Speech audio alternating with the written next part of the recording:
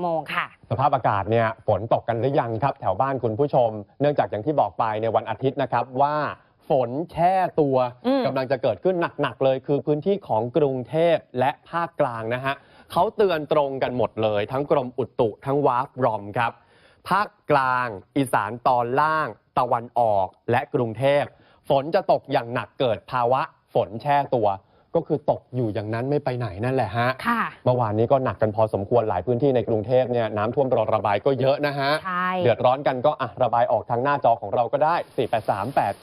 4838990 ที่อ่างทองครับเมื่อวานตกหนักถึงขั้นน้ำเข้าท่วมขังในโรงพยาบาลอ่างทองสูง30เซนติเมตรเนื่องจากระบายไม่ทันนะครับเจ้าหน้าที่ก็ต้องมาติดตั้งเครื่องสูบน้ำขนาดใหญ่2ตัวก็ช่วยบรรเทาเรื่องของน้ำไปได้ใช้เวลา 4-5 ชั่วโมงครับก็กลับสู่ภาวะปกติชลบุรีพายุหมุนพัดหลังคาเสียหายไป100 กว่าหลังคาเรือนครับคุณผู้ชมนี่ฮะที่ชลบุรีเป็นทาวน์เฮ้าส์ของชาวบ้านในโครงการบ่อวินเมืองทองนะฮะคือก่อนฝนตกมันมีลมพายุลมพัดแรงเข้ามาเหมือนเป็นพายุหมุนค่ะนี่หลังคาเนี่ยสภาพเป็นอย่างเงี้ยแล้ว100 กว่าหลังคาเลยนะฮะเนี่ยเป็นอย่างนี้เปียกหมดเลยชาวบ้านบอกว่าผ้าห่มที่นอนหมอนมุ้งก็เปียกนะฮะก็ต้องซ่อมกันแล้วเนี่ยพอพายุหมุนผ่านไปฝนก็ตกลงมาอย่างหนักส่วนที่ปราจีนบุรีมีภาพมุมสูงนะคะครับน้ำท่วมค่ะใช่ไปดูตรงอำเภอเมืองกับอำเภอประจันตคามอย่างอำเภอเมืองกับอำเภอประจันตคามเนี่ยจะโดนหนักกว่าเขาหน่อยนะครับภาพมุมสูงจะเห็นว่าระดับน้ำเนี่ยสูงกว่าตลิ่งแล้วก็เข้าท่วมครับอย่างบ้านท่ากระทุ่มหมู่ที่9ถึงหมู่ที่10ในตำบลบ้านสร้างเนี่ยพื้นที่ติดกับนครนายกด้วยประตูน้ำบางหอยมีการติดตั้งเครื่องเร่งระบายน้ำแล้วนะครับเพื่อที่จะช่วยบรรเทาเบาบาง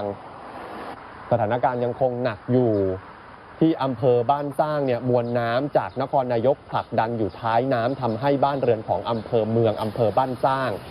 เดือดร้อนเลยก็ต้องใช้เรือไฟเบอร์กลาสเนี่ยแหละฮะที่คุณผู้ชมเห็นในการเข้าออกนะครับปราจีนเนี่ยคนจะนึกถึงหมอแสงที่แจกยาที่เชื่อว่ารักษามะเร็งได้เนี่ยค่ะตอนนี้หมอแสงเปลี่ยนมาเป็นผู้ที่อำนวยการเรื่องการระบายน้ำนะคะคือหมอแสงบอกช่วงนี้นะครับถ้าฝนไม่ตกที่อำเภอนาดีหรือกบินบุรีคิดว่าน้ำคงจะลดลงครับเพราะว่าตอนนี้บริเวณลุ่มน้ำปราจีนบุรีลงไปแค่3 เซนจริงๆแล้วเนี่ยขุดลอกคลองระบายน้ำกันนะครับจากประตูน้ำหาดยางขุดลอกออกไปแล้ว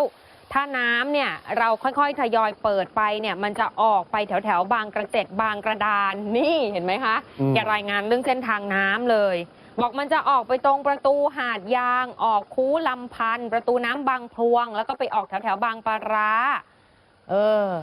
นี่ก็ช่วยกันอีกแรงหนึ่งนะคะในมุมของชาวบ้านเรื่องของการบริหารจัดการน้ำครับ